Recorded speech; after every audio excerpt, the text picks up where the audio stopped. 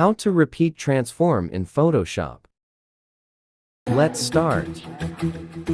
Na, na, na, na.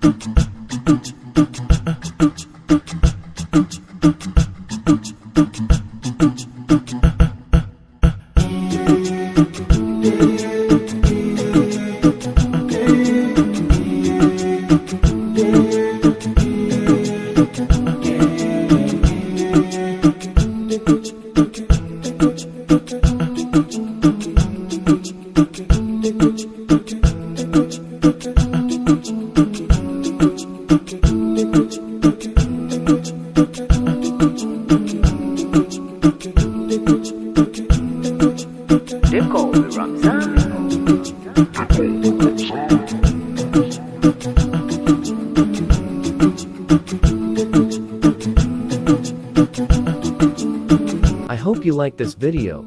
Comment your favorite tool in Photoshop and subscribe to my YouTube channel.